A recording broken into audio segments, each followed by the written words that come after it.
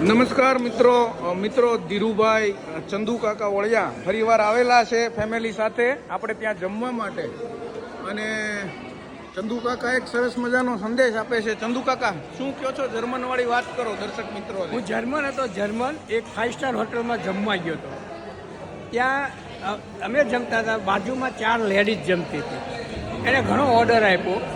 એ 4 લેડીઝે મારા ખ્યાલથી એને 30% જમ્યા હશે, 70% માલ બગાડ્યો। તો બાજુના ટેબલ ઉપર એક ગવર્મેન્ટ અધિકારી હતા, એને એ નહોતી ખબર।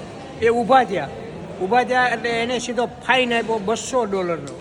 એ કે કેમ? એટલે હોટલના માલિક આવે કે રહેવા જો અમારા કસ્ટમર નહીં, કે તમારા કસ્ટમર છે। લેડીઝ એમ કે અમે પૈસા દર લીધું છે, અમારો માલ બગાડ્યો છે।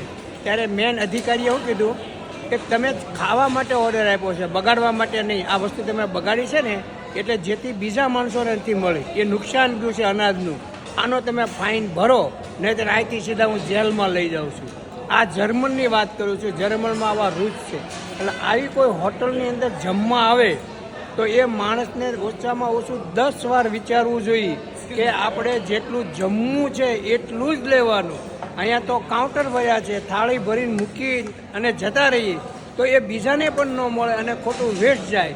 એટલે આ વસ્તુ ઇન્ડિયાની અંદર કદાચ હશે, પણ વિદેશની અંદર કોઈ દેશની અંદર આવું મૂકી અને જતા રહેતા નથી। બરાબર છે, લોકો જમવાના પૈસા ચૂકવતા હોય છે, બગાડ કરવાના નહીં। લોકો જમવાના પૈસા ચૂકવે છે, બગાડ કરવાનો કોઈ અધિકાર નથી। થાળી ક્લીન કરીને મૂકવાની, આને કહેવાય માનવતા। જેથી નાના માણસો, ગરીબ માણસોને અનાજ પોગે। બગાડવાથી કોઈ ફાયદો નથી। હજારો લોકો એવા છે જે રાત્રે ભૂખ્યા પણ સૂઈ જાય। હજારો લોકો છે ફૂટપાથ ઉપર સૂતા રહે છે, એને તમે કંઈ પણ વસ્તુ આપો ને તો ખુશ થઈ જાય છે। તો એવા માણસો લગી અનાજ પોગે ને તો વેસ્ટ શા માટે કરો? હું તિકમનગર 1માં રહું છું। મારી શેરી તિકમનગર 1ની અંદર અમે 180 માણસનો સભ્ય છીએ આખી શેરીના।